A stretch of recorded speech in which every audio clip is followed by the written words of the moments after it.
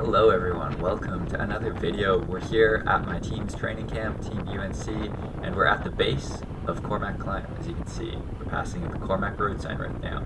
So we're in Northern Ontario. We were staying at a cottage at this time and we were there for a couple days. This is the start of one of our longer rides. We decided to give a little go on one of the local segments, probably one of the toughest climbs around. Actually, one of the toughest climbs in Ontario, since it gains almost 200 meters of elevation in 2 kilometers.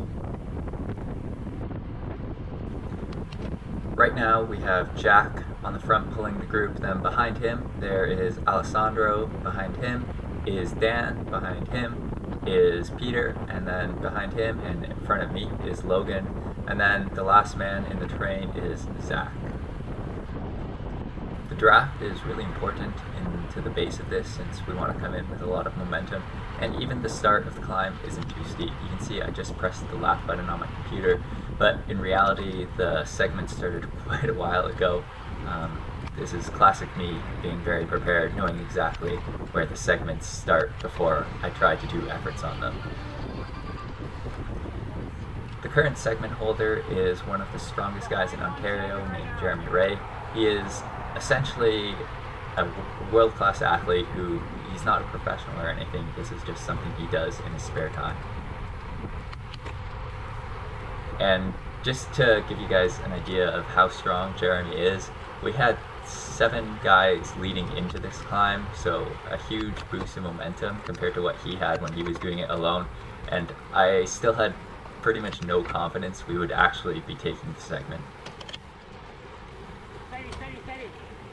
So while you guys are watching, I'll just give you a quick overview of the team. So Team UNC, it stands for the United Nations of Cyclists, and the team's goal is to make cycling more accessible for everyone. And not only cycling at the top end of the sport, but cycling at a leisure level and a commuting to work kind of level. We're doing this by partnering with a charity called GLE or GLE. And the idea behind that charity is it's getting people on bikes who otherwise wouldn't. And I'm not talking about these high-end racing kind of bikes. I'm talking about people who are using the bike to get to work or as a form of leisure or just to stay in general shape. I'll leave some links in the video description, but if you have a bike and you're in the Ontario area and you have a bike that you no longer use and you think someone else could make use of it, you can donate that bike to the foundation, and someone who otherwise wouldn't be able to get the opportunity to be riding a bike is going to get that opportunity. We've also partnered with more budget-friendly brands that help make the sport accessible even at the high end of things.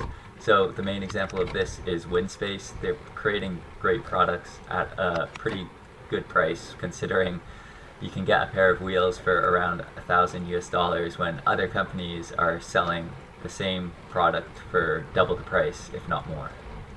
Anyways, that's all I really have to talk about this video, so if you want to see who actually takes the segment, be sure to watch the end, and don't forget to like and subscribe.